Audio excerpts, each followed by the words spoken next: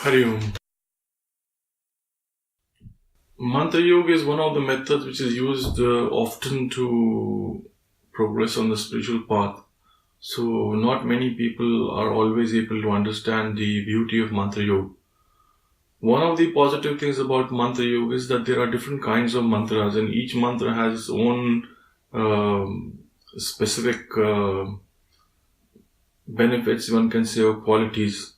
So these qualities and the benefits which the mantras have, when you start repeating a specific mantra, it will give you a specific quality and benefit. So it is almost like you're traveling from one particular part of the world to another, for example, and you have to travel, so you have the choice of taking different routes. So these different routes which you take, depending on what kind of choice you have, one route, for example, maybe through the garden, another route which you have maybe through maybe some other from the city, for example, a third route maybe from the villages, for example. So there are different choices of which route you want to take and travel. So in the same way, when we do these practices of mantra, each mantra has its own quality and the benefit that it gives. So it will develop a certain set of qualities when one is repeating the mantra. That is one of the things. But as a basic rule, any mantra which we are doing, which we are repeating, it has certain characteristics that it will definitely accomplish. For example, when you repeat a mantra, the subtle body is sort of made in such a way that in the mind, in the subtle body, the information, the emotional information is stored in some kind of, you can say, liken it to like boxes or files, but these are in the form of some energy webs. So there are some kind of webs of energy in which this energy, all this information is stored. So when one starts repeating the mantra, one of the functions of the mantra is it makes a hole in this web, and it starts pulling out this negative emotion and removing it. Most emotions are disturbing us more than helping us. Of course, the positive emotions are also there, but the negative ones mostly are disturbing us. So it starts removing the negative emotions from our mind, and thereby it starts allowing the intellect to function better. So typically when we talk about the mental body, it's divided into three parts, which are technically called pranamaya kosh, manomaya kosh, and vijnanamaya kosh. So this, in my experience, this manomaya kosh is the sheath in which inside which all the emotions are stored. So for the sake of understanding, one can say it is the emotional sheath. And the second one, which is the Vijnanamaya Kosha, which Vijnanamaya Kosha is the sheath of intellect or the mind. It is the decision maker. So these emotions which are stored, they are stored inside this emotional sheath, and they are the ones that disturb the mind from functioning, because in some cases you have anger, in some cases you feel sad, in some cases you have disgust or a distraction to someone or something. And so therefore the decisions aren't always based on logic, they are based on your likes and your dislikes in most cases. So when you start doing the mantra, one of the things that it does is starts cleansing the negative emotions which are there. And then of course the mantra by itself is a unit of energy, so it starts energizing the mind and letting the mind function better.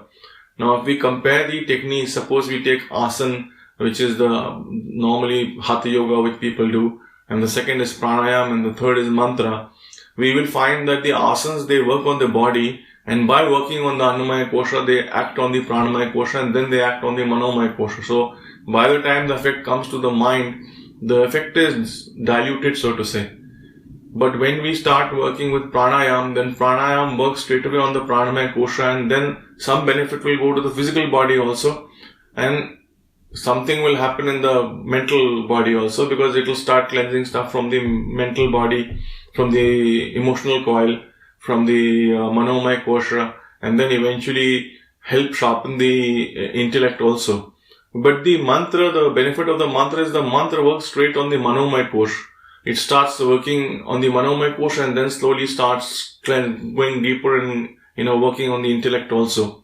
So the mantra has an ability to work a little deeper. Of course, when one starts doing the mantra in the initial stages, especially after you have received diksha, the pranamaya kosha must be in a very active state so that the diksha is successful.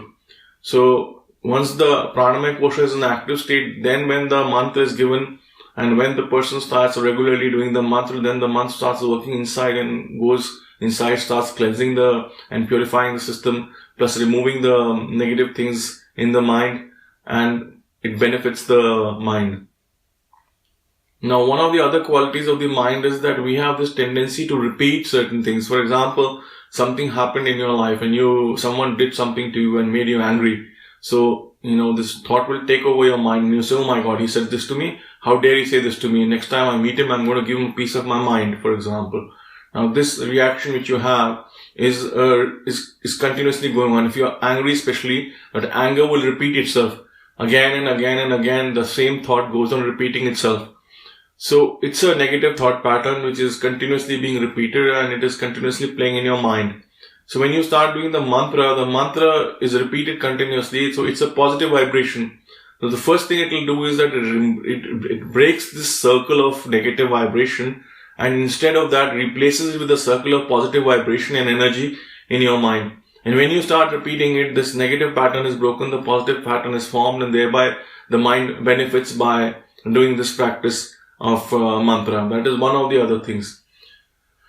Then depending on the mantra, like usually when we start off, we usually start with Ganesh mantra. So Ganesh mantra has got certain qualities. One of the qualities is that the mantra will stabilize your mind. It will prevent from having monetary losses. It will improve relationships with other people.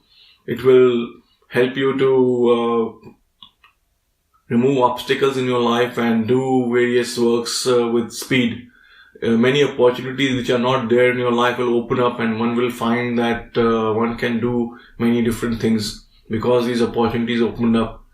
So there are many such benefits which the Ganesh mantra will give. There are almost some 20-30 benefits when one goes deeply into this. So typically one of the problems is that a lot of people who want to become wealthy, and especially sadhaks, some of them, they think that they want to do Lakshmi mantra. But Lakshmi is chanchal. She is not very stable. So what happens is that without doing the Ganesh mantra, when you start doing the Lakshmi mantra, the result may be that you may actually lose money instead of making money. So when you start doing the Ganesh mantra and you start repeating the Ganesh mantra continuously, then it stabilizes you.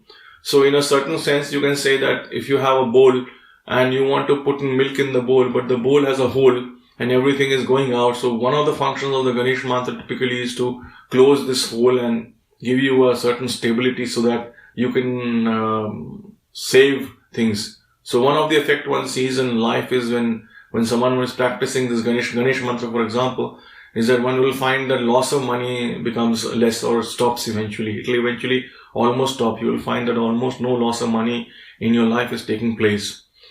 And of course, many different paths open up and many possibilities open up and many opportunities open up. And so this is the benefit of Ganesh mantra. But on the other hand, suppose somebody is doing a Hanuman mantra. Now Hanumanji was a brahmachari. He was a celibate all his life.